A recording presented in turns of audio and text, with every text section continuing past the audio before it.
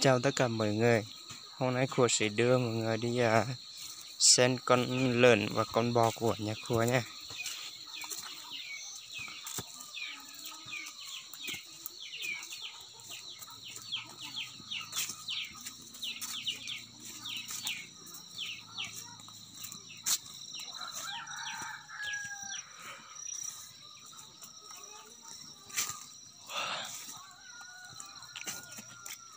Trời ơi, con lợn béo ơi. Đây là con lợn của nhà Khua nha. Đây, lợn béo đây. Lợn béo ơi. Lợn béo ơi. Lợn ơi.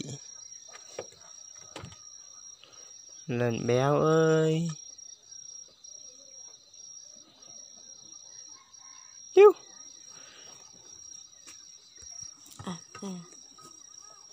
Đây nha, con lợn của nhà Khua ăn nha. Lâu ra chỉ trong vợ ôi chú có chế chân luôn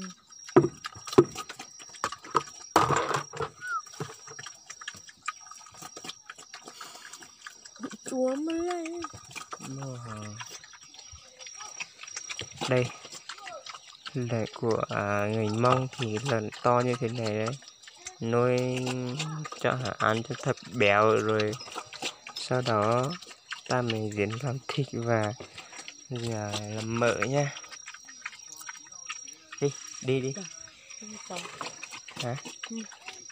Rồi mình sẽ tiếp tục để xem con bò của nhà mình nhé.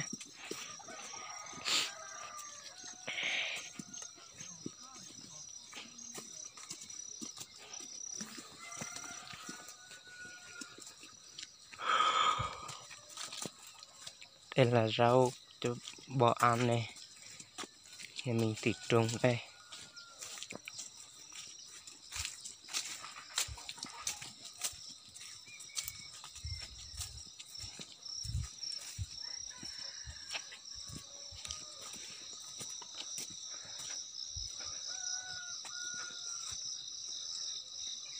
Nhà Khua thì ở trong núi trong rừng giống như thế này thôi nhá các bạn nhá.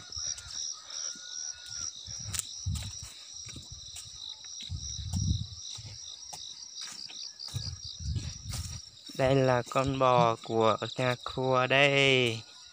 Con một phải to hay không mà. Trời, nhỏ quá.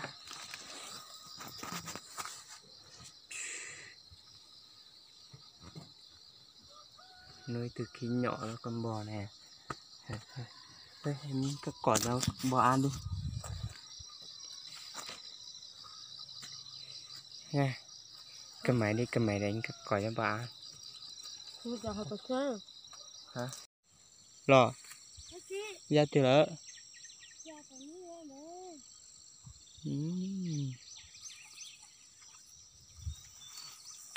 Nó hột tiêu, nó là giống bò liều.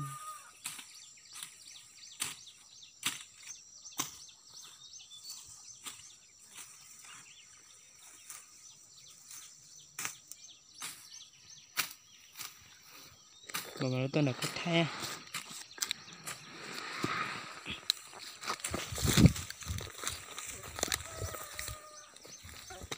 Nó là tên trong mé này cái. Ôi cái giống mồi hả? Từ từ cái mó. Nhỏ tia. Chắc gì cái thế.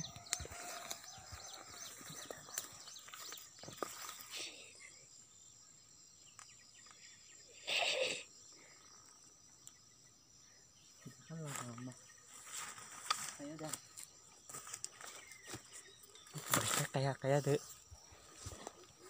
Tuh. Chúng chỉ số đây rồi. Tuh à.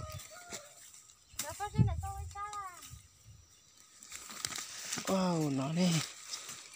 Wow, tôi bỏ đuôi lúc cây, chứ nông cây nó lên à. Cái trời tí tiên á, cái liếp luôn là tôi bỏ đi tôi nông giờ nông cây nông nói tia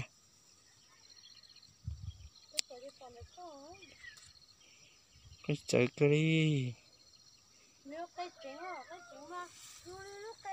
kia lúc này đất đá chợ này chỉ lé lé tanh tanh tanh à cái trời nha cái này cho liếp luôn nữa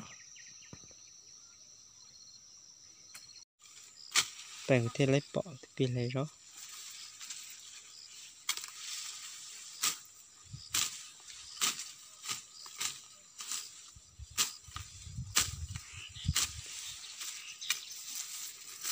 tôi muốn lấy nhiều chơi vậy sao tôi ít chơi của nè giờ nó trừ ra ôi dồi thầu chị cáo cái này thì có một công ty rồi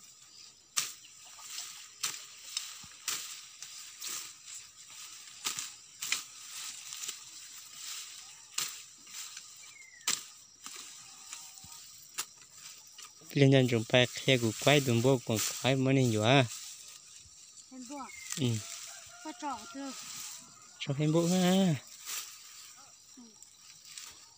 cho Facebook trên cạnh thẻ đó cho nên nhớ để ghi sớm nữa ha dịp bó ha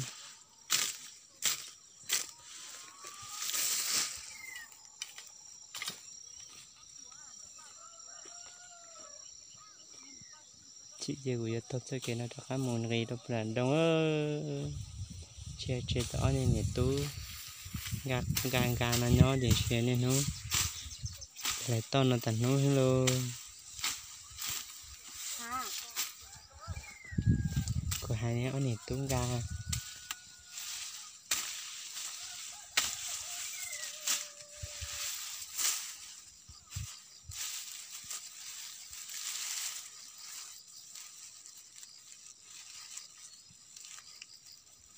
tôi la bốn nọ này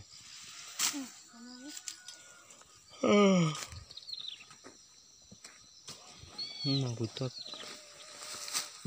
giờ của tôi bắt tháo lại tàu xíu rồi lại của mẹ é này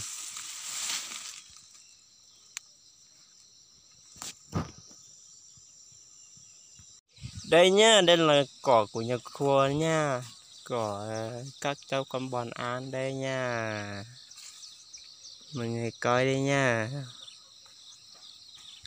đây phần trên này là bản Phú Quật 2 đường này là đường xuống đường 7 xuống thị trấn Mật Xém đấy đường này thì họ mới được mở được hơn 1 năm đây thôi nhưng mà họ cũng đã thi công xây dựng được khoảng 2 cây số tầm khoảng đến năm 2020 thì chúng ta có thể có đường nhựa để đi rồi đấy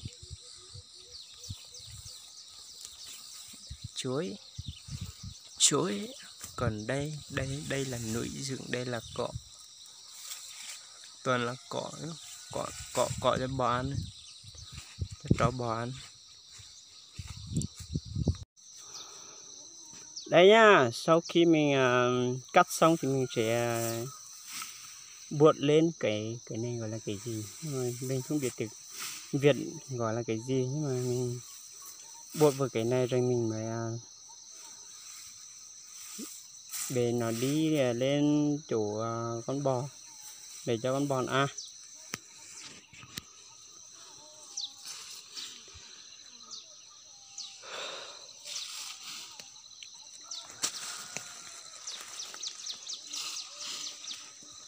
còn đây là cái chuối thì mình đưa về rồi mình cũng cắt cho con bò ăn luôn cuộc sống ở trên này thì không giống như là cuộc sống ở thành phố nha với của khu thì hàng ngày chỉ thường hàng ngày buổi sáng thường Kim Bốc cũng phải ra cắt cỏ cho bò ăn còn khi buổi tối thì nếu mà không còn thì vẫn phải đi cắt cho bò ăn nè đây con máy để anh về chắc Không, để anh bé chắc em quay cẩn thận quay đẹp luôn.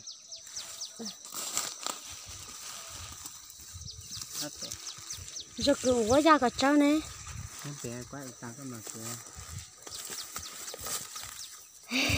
Thì to về quay một chân. Chào các bạn nha, mình sẽ về nhà thôi.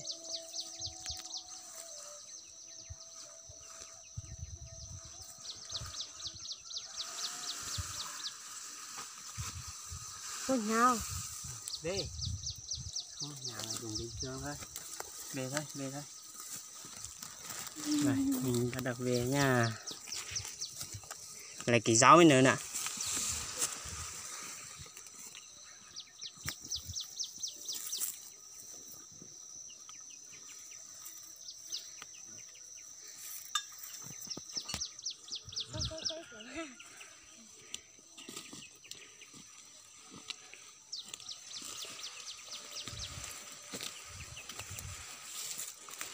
Đưa một cái dao cho anh cầm không?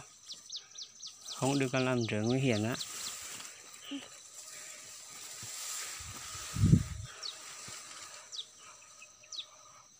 Thôi là đấy.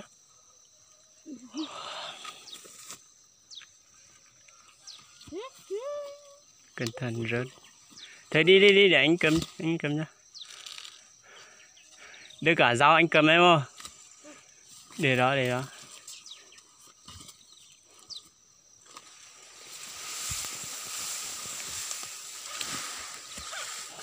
Về. Đi lên trên này thôi, đừng có đi bên nở vòng vèo, xa quá.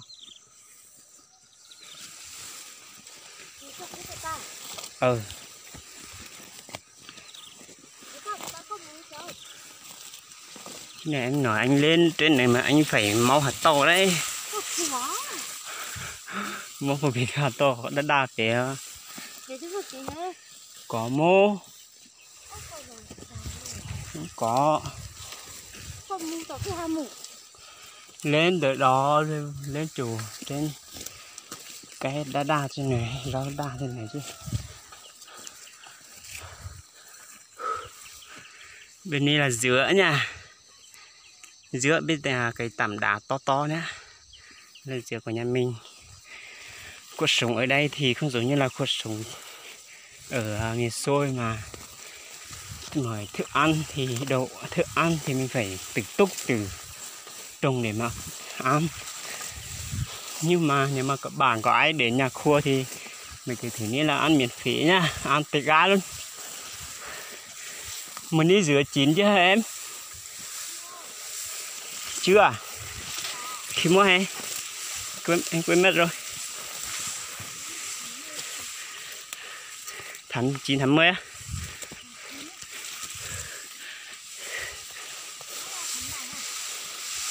Anh không nhớ đó.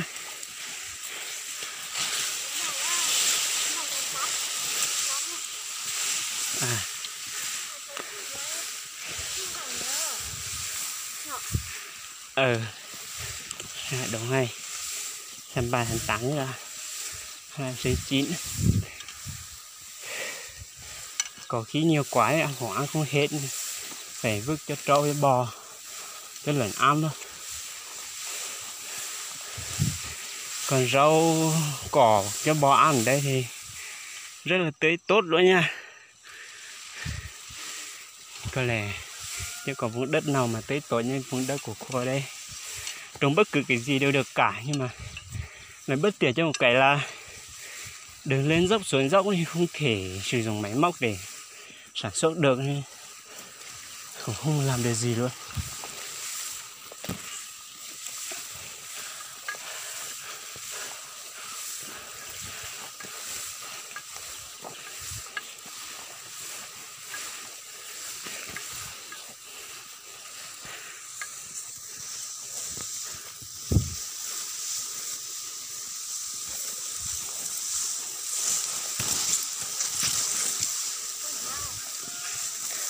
Có.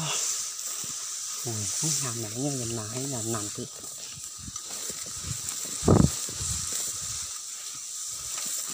thôi.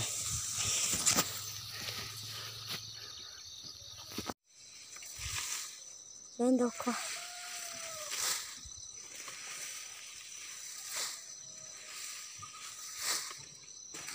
Khoa cá. Đi để cháy khỏi nắng không? Không có. Ê.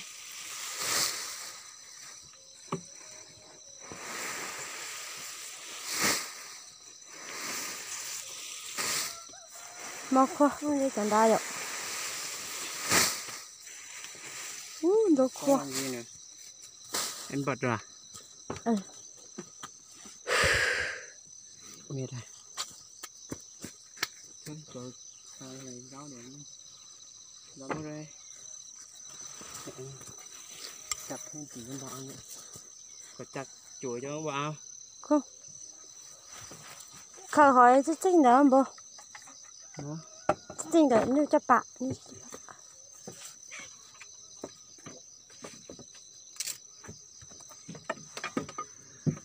Tránh bọ.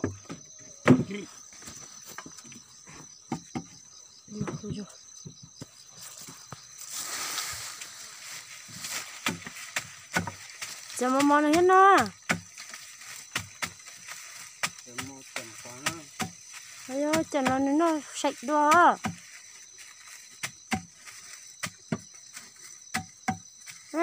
Có rằng là nên ta nhân đồng nó này. Có rằng là ta nhân đồng nó nào.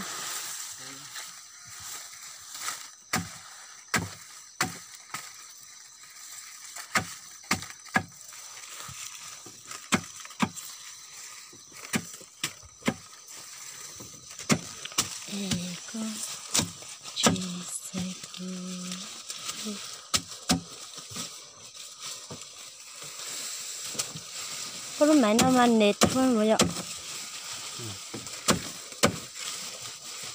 Đó là mình điều thôi, này mê chiều thì nó thành máy luôn. Cũng một máy mệt chưa à? Wow. Nên lắm mà nó máy có là máy nên là máy rẻ đó, là rẻ nhất đó. Giờ thì chỉ có điện thoại đẹp là phải tầm khoảng 5-6 triệu, 10 triệu. Chết luôn mà. Hay dạo đẹp là 10 triệu này. Chết luôn là cho có chuột lâu luôn nên đi từ lâu mình đó có chuột lâu mình đó cho nên chắn rồi.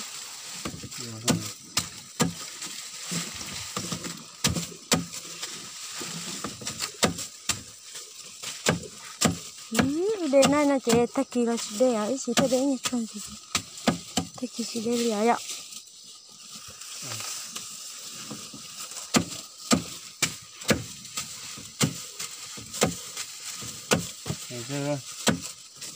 Không biết.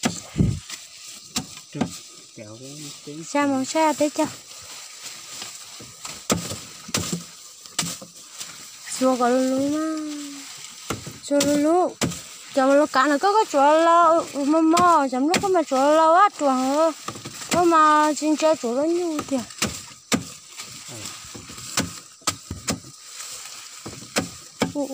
Đi hai tổ á.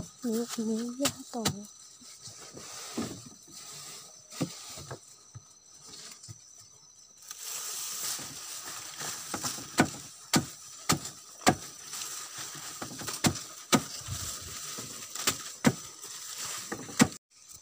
quay em đây là con bò của nhà mình nhá. Vừa của mình thường xuyên cắt cỏ cho ăn nên hàm béo như thế này đấy. Khi mình đi học thì nó còn rất là gầy luôn, toàn là sướng, nhưng mà bây giờ là hẳn khá rất xa nữa. Ôi gì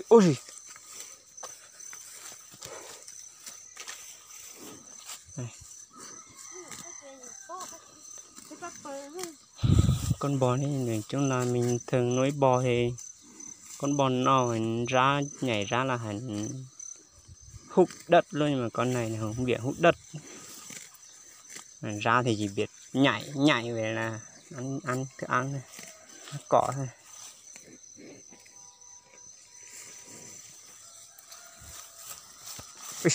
Ui. Em cầm máy đi. Cơm mà rau cơm mà thì thử lấy về đấy anh đi đi một về anh